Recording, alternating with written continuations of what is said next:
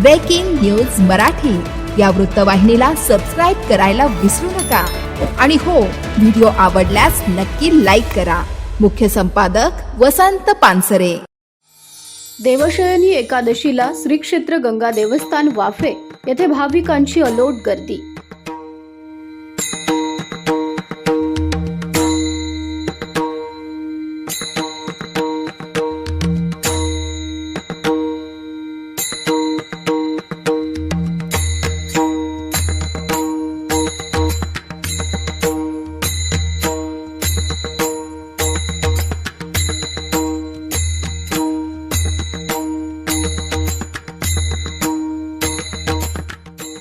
आषाढी देवशयनी एकादशीच्या पावन पर्वानिमित्त शहापूर तालुक्यासह ठाणे जिल्ह्यातील हजारो वारकरी आणि भाविकांनी श्री विठ्ठल रुक्मिणी मंदिर श्री क्षेत्र गंगा देवस्थान वाफे येथे दर्शनासाठी मोठी गर्दी केली।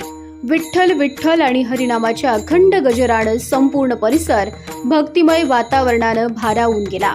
भाविकांना कोणताही त्रास होऊ नये यासाठी विठ्ठल रुक्मिणी मंदिर श्री क्षेत्र गंगा देवस्थान वाफे व्यवस्थापन समिती शहापूर यांच्या वतीनं उत्कृष्ट नियोजन करण्यात आलं होतं। दर्शनासाठी आलेल्या भाविकांना रांगेतून शिस्तबद्ध आणि सुरळीत दर्शन घेता यावं यासाठी स्वयंसेवकांची नियुक्ती करण्यात आली होती। तसंच पिण्याचं पाणी, फराळ आणि इतर आवश्यक सुविधांचीही उत्तम व्यवस्था करण्यात आली होती। यावेळी व्यवस्थापन समितीच्या पदाधिकाऱ्यांनी आणि स्वयंसेवकांनी आलेल्या वारकरी आणि भाविकांचे मनपूर्वक स्वागत करत सेवाभावानं सर्व व्यवस्था सांभाळली। व्यवस्थापन समितीच्या नियोजनामुळे भाविकांनी समाधान व्यक्त करत समितीच्या कार्याचं कौतुक केलं।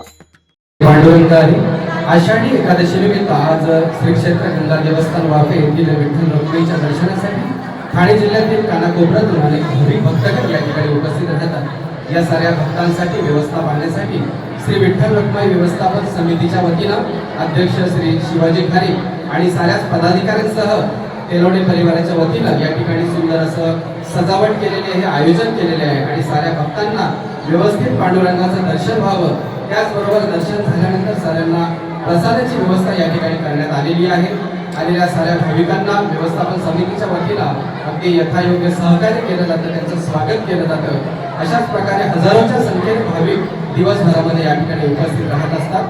पुन्हा एकदा आलेल्या सर्वांचं मी व्यवस्थापन समितीच्या वतीनं स्वागत करतो, त्यांना धन्यवाद देतो आणि पांडुरंग त्यांच्या जीवनामध्ये सुख शांती समृद्धी अर्पण करो अशी मी पांडुरंगाच्या चरणी विनंती करतो। धन्यवाद। ब्रेकिंग न्यूज मराठी या वृत्तवाहिनीला सबस्क्राईब करायला विसरू नका आणि हो, व्हिडिओ आवडल्यास नक्की लाईक करा।